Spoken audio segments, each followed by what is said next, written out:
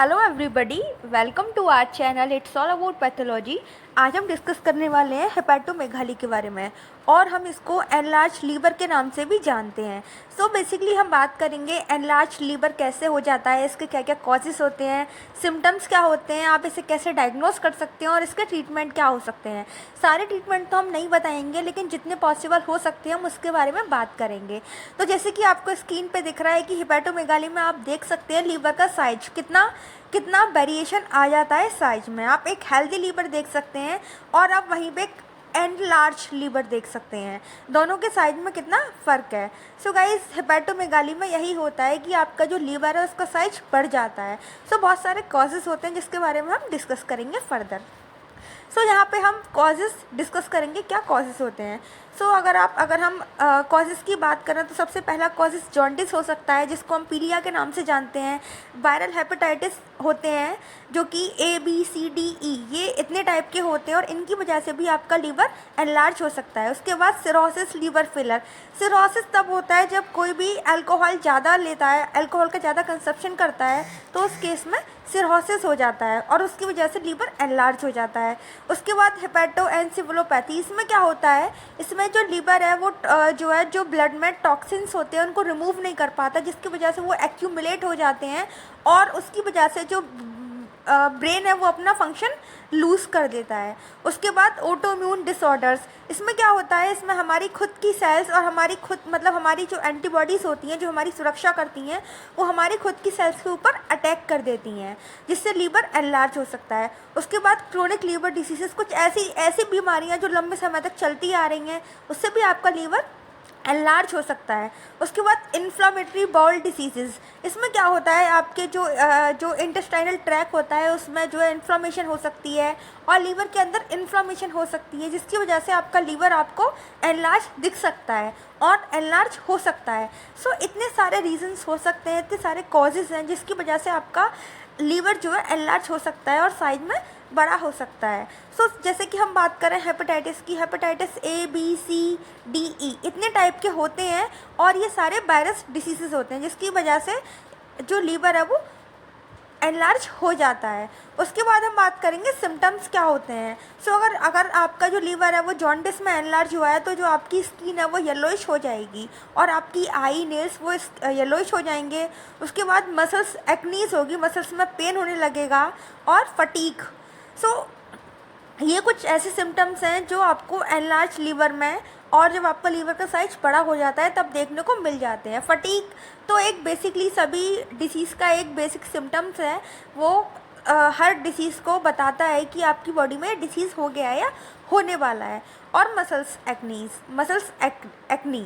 तो muscles acne मतलब आपके जो मसल्स हैं जो आपका उसमें पेन होने लगेगा, ये भी एक वन ऑफ द सिम्टम्स होता है एनलार्ज लीवर का। उसके बाद हम बात करें कुछ और रीज़न की, जैसे कि वोमिटिंग हो गया, एब्डोमिनल पेन हो गया, उसके बाद पुअर एपेटाइट। ये मोस्ट प्रोबेबली जो कॉजेज़ होते हैं, जो सिम्टम्स होते हैं, ये वो हैं। जब आपका लीवर एनलार्ज हो जाएगा तो आपको वोमिटिंग तो बहुत ज़्यादा देखने को मिलेगी, आपको एब्डोमिनल पेन भी देखने को मिलेगा और पुअर एपेटाइट। ये मोस्ट कॉमन सिम्टम्स हैं जो आपको एनलार्ज लीवर में देखने को मिलेंगे। तो गाइस, कोई भी बीमारी होती है तो उसमें जो सिम्टम्स हैं वही हमको बताते हैं कि किस तरह की बीमारी हो सकती है और कहाँ पे हो सकती है। उसके बाद आपके जो है लेग्स में, फीट में स्वेलिंग आ सकती है और आपका वेट लूज़ हो सकता है और इजी ब्रूनिश, ये सारी चीज़ें आपको एनलार्ज लीवर के केस में देखने को मिल सकती हैं। इनमें से सारी मिल सकती हैं, कुछ मिल सकती हैं या फिर एक दो भी मिल सकती हैं।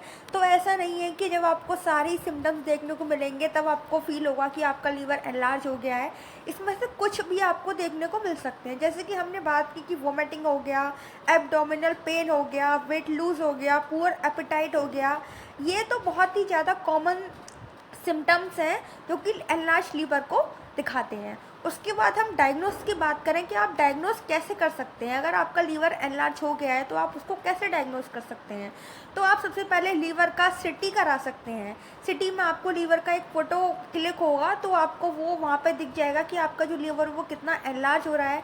उसी का एक एडवांस लेवल है MRI। आप MRI में भी जो है यही देख सकते हैं कि आपका जो लीवर का साइज है वो कितना एनलार्ज हो गया है, बायोप्सी और abdominal ultrasound. So guys generally जब लोग डायग्नोसिस कराते हैं तो उनका लीवर एनलार्ज आता है तो वो हमें अल्ट्रासाउंड में दिखता है। नॉर्मली लोग अल्ट्रासाउंड कराते हैं, लेकिन बायोप्सी, एमआरआई और सीटी स्कैन की ज़रूरत तब पड़ती है जब एनलार्ज लीवर का ट्रीटमेंट चल रहा होता है। तब बहुत ज़्यादा क्लियर देखना पड़ता है कि लीवर का साइज कम हुआ या ज़्यादा हुआ, क्या हुआ, मतलब वेरिएशन देखा जाता है।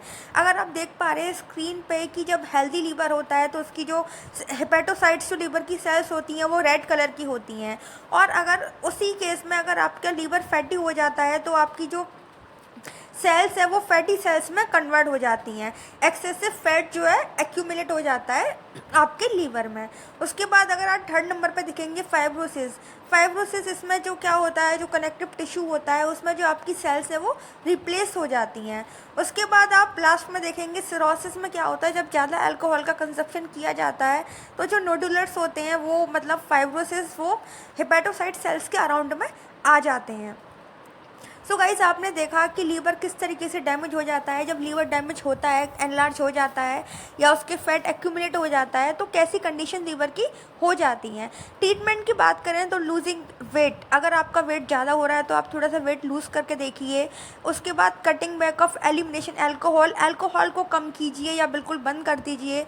ईटिंग हेल्दी डाइट, अगर आप कुछ भी उल्टा सीधा खाते हैं तो आप उसको कम कर दीजिए या फिर कम खाइए, और हेल्दी डाइट, हेल्दी चीज़ें खाने की कोशिश कीजिए।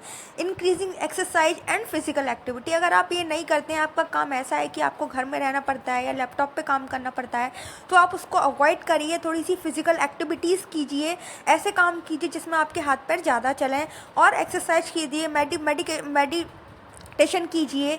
ये सारी चीज़ें आ करके आप थोड़ा सा अच्छा महसूस करेंगे और हो सकता है कि आपका जो लीवर का